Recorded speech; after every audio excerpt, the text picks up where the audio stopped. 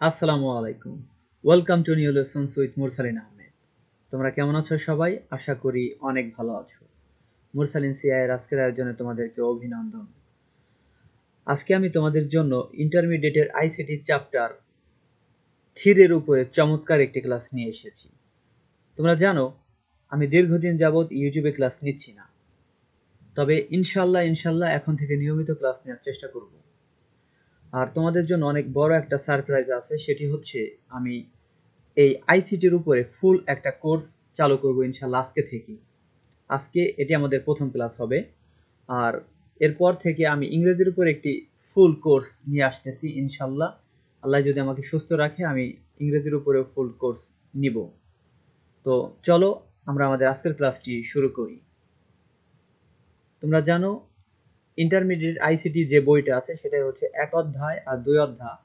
ওই দুইটা চ্যাপ্টার আমাদের বোঝানোর মতো তেমন কিছু নেই। তারপরেও যদি তোমাদের মনে হয় যে এই দুইটা অধ্যায় আমাদের সমস্যা আছে, তাহলে তোমরা অবশ্যই আমাকে কমেন্ট করে জানাবা, আর আমি তাহলে ওই দুইটা অধ্যায়ের উপরে ভিডিও বানাবো। আর আজকে আমি হচ্ছে 3য় অধ্যায় থেকে ক্লাস নেওয়া শুরু করব। তোমরা জানো 3য় অধ্যায়ের প্রথমে আছে সংখ্যা পদ্ধতি। সংখ্যা পদ্ধতি কাকে বলে? সংখ্যা পদ্ধতি কাকে বলে এটা কি তোমরা জানো? সংখ্যা পদ্ধতি হচ্ছে কোন একটা সংখ্যা লেখা ও তা প্রকাশ করার পদ্ধতিকে সংখ্যা পদ্ধতি বলে। কি বলে? কোনো একটা সংখ্যা লেখা ও তা প্রকাশ করার পদ্ধতিকে সংখ্যা পদ্ধতি বলে। মানে একটা সংখ্যা তুমি লিখে প্রকাশ করার জন্য যে পদ্ধতি অবলম্বন করবা সেটাই হচ্ছে সংখ্যা পদ্ধতি। ওকে? আচ্ছা, আর এই সংখ্যা পদ্ধতিকে প্রধানত দুই ভাগে ভাগ করা যায়। কয় ভাগে? সংখ্যা পদ্ধতিকে প্রধানত দুই ভাগে ভাগ করা যায়। এক নাম্বার হচ্ছে পজিশনাল সংখ্যা পদ্ধতি। পজিশনাল মানে কি? স্থানিক, মানে যার অবস্থান আছে। ওকে, তো স্থানিক সংখ্যা পদ্ধতি হচ্ছে বাংলা। আর আরেকটা হচ্ছে নন পজিশনাল সংখ্যা পদ্ধতি, এর বাংলা হচ্ছে অস্থানিক সংখ্যা পদ্ধতি। পজিশনাল সংখ্যা পদ্ধতি বলা হয় তাকে যে সংখ্যা পদ্ধতির বেস বা ভিত্তি আছে, মৌলিক চিহ্ন ব্যবহার করা হয় এবং এর অবস্থান বা স্থানীয় মান আছে, সেটাকে বলা হয় পজিশনাল সংখ্যা পদ্ধতি। সহজ করে বললে, যে সংখ্যা পদ্ধতি প্রকাশ করার জন্য মৌলিক চিহ্ন, বেস বা ভিত্তি এবং এর অবস্থান বা স্থানীয় মানের প্রয়োজন হয় তাকে পজিশনাল সংখ্যা পদ্ধতি বলে। আর নন পজিশনাল সংখ্যা পদ্ধতি এর ঠিক উল্টা। যে সংখ্যা পদ্ধতি প্রকাশ করার জন্য মৌলিক চিহ্ন, বেস বা ভিত্তি এবং এর অবস্থান বা স্থানীয় মানের প্রয়োজন হয় না তাকে হচ্ছে নন পজিশনাল সংখ্যা পদ্ধতি বলে। ওকে, তো এই পজিশনাল মানে প্রথমটা, এই পজিশনাল সংখ্যা পদ্ধতি আবার 4 প্রকার। কয় প্রকার? 4 প্রকার। এক নম্বর হচ্ছে দশমিক সংখ্যা পদ্ধতি। কি? দশমিক সংখ্যা পদ্ধতি। দশমিক মানে হচ্ছে ডেসিমেল, এই যে ডেসিমেল। আর সংখ্যা মানে আমরা জানি সংখ্যার ইংলিশ তো নাম্বার, আর পদ্ধতি মানে সিস্টেম। ইংলিশ হচ্ছে ডেসিমেল নাম্বার সিস্টেম। ওকে, মোট কথা যে সংখ্যা পদ্ধতির সাথে আমরা পরিচিত আসলে, যেমন 1 2 3 4, এটা হ্যাঁ সারা ওয়ার্ল্ডে, সারা বিশ্বে এই সংখ্যা পদ্ধতি ব্যবহার করা হয়।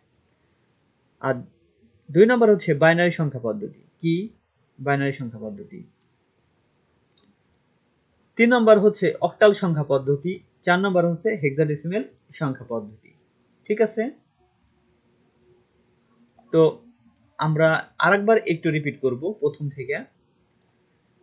সংখ্যা পদ্ধতিকে প্রধানত দুই ভাগে ভাগ করা যায়। একটা হচ্ছে পজিশনাল সংখ্যা পদ্ধতি, আর একটা হচ্ছে নন পজিশনাল সংখ্যা পদ্ধতি। ওকে, পজিশনাল সংখ্যা পদ্ধতি কোনটা?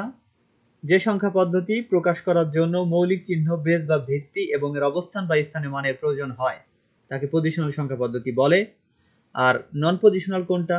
যে সংখ্যা পদ্ধতি প্রকাশ করার জন্য মৌলিক চিহ্ন, বেস বা ভিত্তি এবং এর অবস্থান বা স্থানীয় মানের প্রয়োজন হয় না, ওকে, তাকে নন পজিশনাল সংখ্যা পদ্ধতি বলে।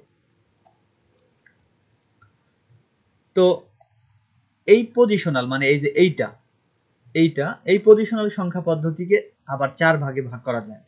আর সেটা হচ্ছে এই যে 1 নাম্বার দশমিক সংখ্যা পদ্ধতি, মানে যেটার সাথে আমরা পরিচিত সবাই। 2 নম্বর হচ্ছে বাইনারি সংখ্যা পদ্ধতি। 3 নম্বর হচ্ছে অক্টাল সংখ্যা পদ্ধতি। 4 নম্বর হেক্সাডেসিমেল সংখ্যা পদ্ধতি। এই 4টা সংখ্যা পদ্ধতি হচ্ছে আমাদের মূলত প্রয়োজন। আমাদের জানতে হবে, কারণ আমাদের এক্সামে এইখান থেকেই অঙ্ক আসবে। ওকে, তো আমরা একটু দেখব প্রথমে দশমিক সংখ্যা পদ্ধতি আসলে কাকে বলে। দশমিক সংখ্যা পদ্ধতি বলে হচ্ছে যে সংখ্যা পদ্ধতিতে 0 থেকে 9 মোট 10টি চিহ্ন আছে। এখানে কয়টি চিহ্ন? মোট 10টি চিহ্ন। যেহেতু এই সংখ্যা পদ্ধতির মৌলিক চিহ্ন আছে 10টি, এই জন্য এর বেস বা ভিত্তি হচ্ছে 10। তার মানে বোঝা গেল কোন সংখ্যা পদ্ধতিতে যেই কয়টা মৌলিক চিহ্ন থাকবে সেই কয়টাই হচ্ছে ওর বেস। তাই এখানে 0 থেকে 9 পর্যন্ত মোট 10টি চিহ্ন আছে। কয়টি? 10টি মৌলিক চিহ্ন আছে, এই জন্য এর বেস বা ভিত্তি হচ্ছে 10। ওকে, এবার আসি বাইনারি সংখ্যা পদ্ধতি। বাইনারি সংখ্যা পদ্ধতিতে 0 আর 1 মাত্র এই দুইটা সংখ্যাই আছে, মানে দুইটা চিহ্নই আছে। যেহেতু এইখানে চিহ্নের পরিমাণ হচ্ছে বা মৌলিক চিহ্নের সংখ্যা দুটি, সুতরাং এর বেস বা ভিত্তি হচ্ছে 2। তার মানে বোঝা গেল বাইনারি মানে 2, বাইনারিতে মোট ডিজিট আছে বা চিহ্ন আছে দুটি, এই জন্য বেস 2। ওকে, আর অক্টাল সংখ্যা পদ্ধতিতে অক্টাল মানে 8। অক্টাল মানে কি? অক্টাল মানে হচ্ছে 8। যে সংখ্যা পদ্ধতিতে 0 থেকে 7 পর্যন্ত মোট 8টি চিহ্ন আছে এবং এর বেস বা ভিত্তি হচ্ছে 8, তাকে অক্টাল সংখ্যা পদ্ধতি বলে। ওকে, আর হেক্সাডেসিমাল সংখ্যা পদ্ধতি কাকে বলে? দেখো, এই হেক্সা মানে হচ্ছে 6। হেক্সা মানে কত? হেক্সা মানে হচ্ছে 6। আর ডেসিমেল মানে হচ্ছে 10। কত? 10। তো আমরা জানি 6 আর যদি 10 যোগ করি কত হয় বলো? 6 আর যদি আমরা 6 আর 10 যোগ করি আমাদের হয় হচ্ছে 16। এই জন্য এর বেস বা ভিত্তি হচ্ছে 16। ওকে, তো যে সংখ্যা পদ্ধতিতে 0 থেকে 9 পর্যন্ত এবং এ থেকে এফ পর্যন্ত মোট 16টি চিহ্ন ব্যবহার করা হয় এবং এর বেস বা ভিত্তি হচ্ছে 16, তাই একে বলা হয় হেক্সাডেসিমাল সংখ্যা পদ্ধতি। শর্ট করে বললে, যে সংখ্যা পদ্ধতিতে 0 থেকে 9 পর্যন্ত এবং এ থেকে এফ এই 16টি চিহ্ন বা ব্যবহার করা হয় এবং যার বেস বা ভিত্তি 16, তাকে বলা হয় হেক্সাডেসিমাল সংখ্যা পদ্ধতি। ওকে, এখন এখানে আরেকটা কথা আসতে পারে যে সংখ্যা পদ্ধতির বেস বা ভিত্তি আসলে কি। মনে রাখবা, কোন সংখ্যা পদ্ধতিতে যে কয়টা চিহ্ন ব্যবহার করা হয় আর ওই চিহ্নের মোট সংখ্যাকে বলা হয় বেস। যেমন দশমিকে মোট ডিজিট ব্যবহার করা হচ্ছে 10টি। কয়টি? 10টি। এই যে দেখো, দশমিকে মোট চিহ্ন আছে 10টি। এই যে 0 থেকে মোট 9 পর্যন্ত এখানে চিহ্ন আছে মোট 10টি। যেহেতু চিহ্ন 10টি, এই জন্য এর বেস বা ভিত্তি হচ্ছে 10। তাই বাইনারিতে চিহ্ন কয়টি? 2টি, সুতরাং এর বেস বা ভিত্তি হচ্ছে 2। অক্টালে চিহ্ন হচ্ছে 8টি, এই জন্য এর বেস বা ভিত্তি হচ্ছে 8। আর হেক্সাডেসিমেলে দেখো, হেক্সাডেসিমেলে হচ্ছে 0 থেকে 9 এইখানে আছে 10টি, আর এ থেকে এফ এইখানে আছে মোট 6টি, তাহলে টোটাল হলো 16টি। যেহেতু এই সংখ্যা পদ্ধতির মোট চিহ্ন মৌলিক চিহ্ন হচ্ছে 16টি, এর জন্য এর বেস বা ভিত্তি হচ্ছে 16। আশা করি আমরা এটা বুঝতে পারছি। ওকে, এখন হচ্ছে আমরা সংখ্যা পদ্ধতির রূপান্তর করা শিখব। তো রূপান্তর বিষয়টা আসলে কি? রূপান্তর বিষয়টা হলো, মনে করো একটা সংখ্যা পদ্ধতিতে একটা সংখ্যা আছে, এই যে যেমন এখানে 12, এই 12 হচ্ছে একটা দশমিক সংখ্যা। কিভাবে দশমিক বুঝলাম? কারণ এখানে ছোট করে যে বেস লেখা আছে 10, সুতরাং এটা দশমিক। এখন এই দশমিক যদি আমরা বাইনারিতে যাই, অক্টালে যাই, হেক্সাডেসিমেলে যাই, তাহলে এই যে গেলাম একটা থেকে অন্যটায়, এটাকে রূপান্তর বলে। ঠিক আছে, তো এখন এই দশমিক থেকে আমরা অন্যান্য সংখ্যাগুলায় যাব। তো মনে রাখবা, সারা পৃথিবীতে যেহেতু দশমিক সংখ্যা ব্যবহার করে হিসাব নিকাশ করা হয়, তাই না? তো যেহেতু সারা পৃথিবীতে শুধু দশমিককে ব্যবহার করে হিসাব নিকাশ করা হয়, এই জন্য হচ্ছে এই দশমিক সংখ্যাকে বলা হয় সকল সংখ্যা পদ্ধতির বস। কি বলা হয়? বস। আর তোমরা জানো, বস কখনো কাজ করে না, বস কখনো অফিসে কাজ করে না, ওর কর্মচারীরা ওর আন্ডারে যারা থাকে ওর হুকুমে চলে। তো আমাদের এই দশমিক, এই বস সাহেব বলতেছে যে, ওই বস বলতেছে যে আমার কাছ থেকে যদি তোমরা তোমাদের কাছে যাইতে চাও, তাহলে তোমাদের নিজের বেস দিয়ে ভাগ করে যাও। কথাটা বোঝার চেষ্টা করো, আরেকবার রিপিট করি। বলতেছে আমার কাছ থেকে যদি তোমরা তোমাদের কাছে যেতে চাও তাহলে ভাগ করে যাবা তোমাদের নিজের বেজ দিয়ে, কিন্তু যদি আসতে চাও আমার কাছে তাহলে গুণ করে আমার কাছে আসবা। কথাটা ক্লিয়ার না? আচ্ছা, এখন আমরা এই দশমিক থেকে ওদের কাছে যাব, তার মানে কি হলো, চলে গেলাম না? যেহেতু এইখান থেকে আমরা ওদের কাছে যাচ্ছি আর ওর কথা ছিল আমার কাছ থেকে চলে গেলে তোমাদের বেজ দিয়ে ভাগ করবা, তার মানে এই 12 সংখ্যাটাকে এখন আমরা ভাগ করব। প্রথমে আমরা বাইনারিতে যাই। কোথায় যাই? বাইনারি। তো বাইনারি সংখ্যায়, এখন বাইনারিতে আমরা যাচ্ছি। ওকে, বাইনারিতে যাব। দশমিক থেকে বাইনারি, দশমিক থেকে যাচ্ছি আমরা হচ্ছে বাইনারিতে। ওকে, তো দশমিক থেকে যেহেতু আমরা বাইনারিতে যাই, সুতরাং এর জন্য আমাদের দশমিক সংখ্যাটা উঠাবো। ওকে, উঠাইলাম। তো এটাকে আমরা ভাগ করব, কত দিয়ে ভাগ করব? 2 দিয়ে, কারণ যেহেতু আমরা বাইনারিতে যাব এই জন্য হচ্ছে আমরা 2 দিয়ে ভাগ করব। তো 2 12 এর ভিতরে কয়বার যায়, মানে 2 এর ঘরের নামটা যদি পড়ি তাহলে 12 এর ভিতরে কয়বার যায়? 6 দোকানে 12 না, তার মানে গেছে হচ্ছে 6 বার। হাতে কিছু থাকে না, সুতরাং যেহেতু কিছু থাকে না এর জন্য দাগ দিয়ে এখানে আমাদের লিখতে হবে 0। ওকে, আর যদি হাতে 1 থাকতো বা যেটাই থাকতো আমরা এখানে লিখে দিতাম।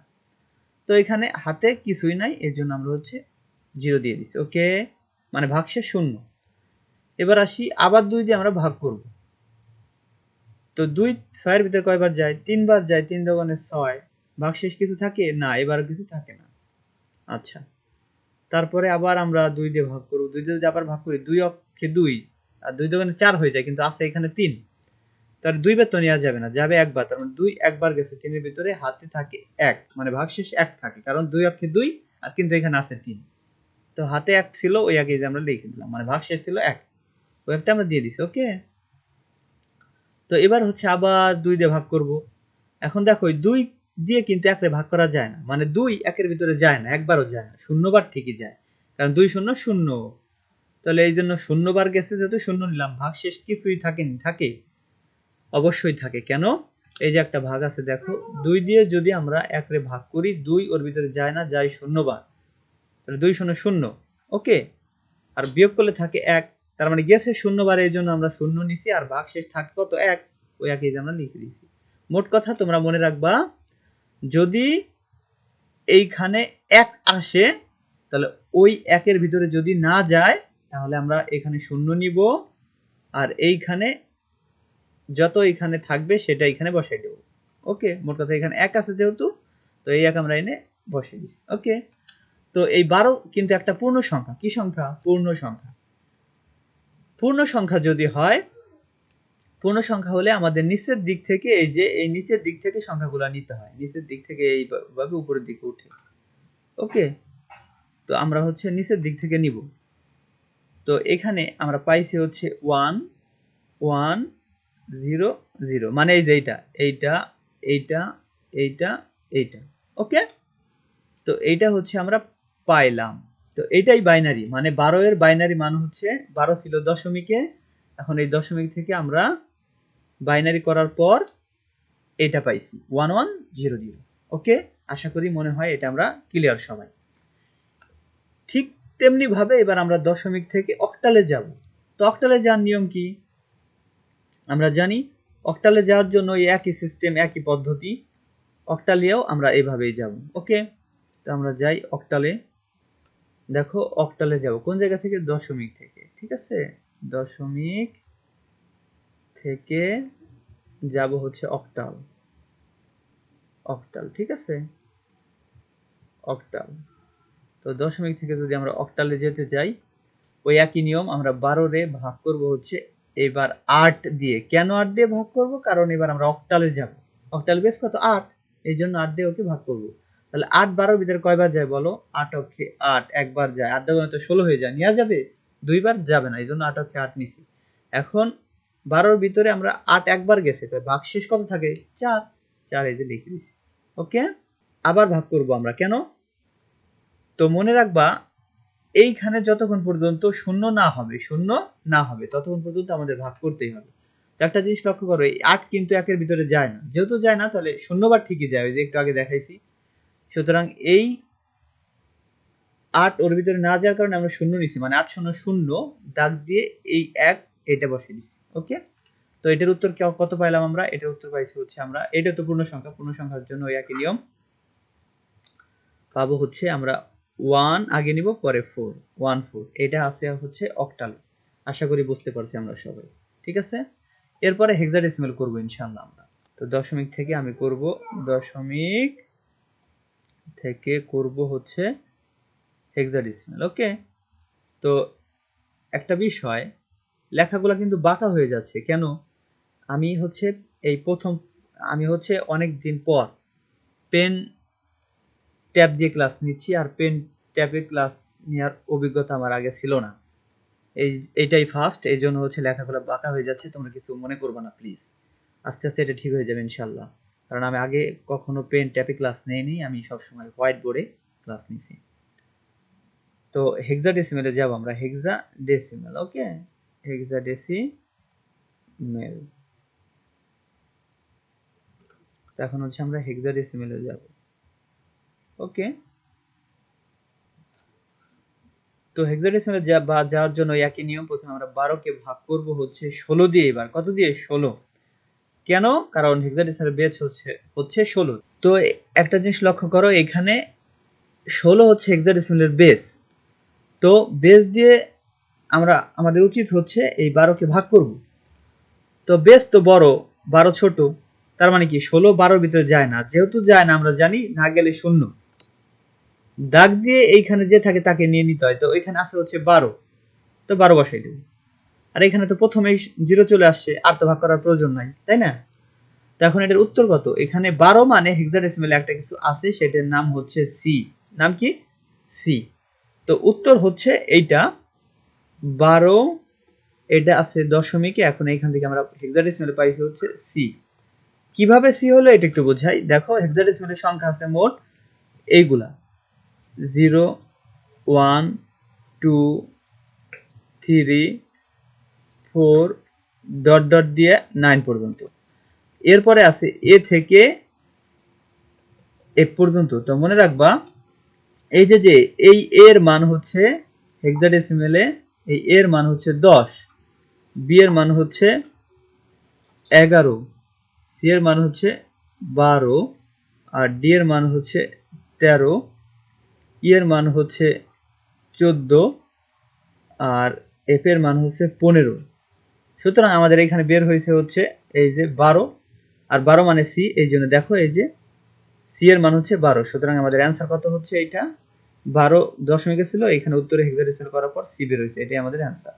আশা করি আমরা বুঝতে পারছি। তো আজকের ক্লাসটি এই পর্যন্তই। যদি ক্লাসটি ভালো লেগে থাকে তাহলে সাবস্ক্রাইব করে আমাদের সঙ্গেই থাকুন। আসসালামু আলাইকুম।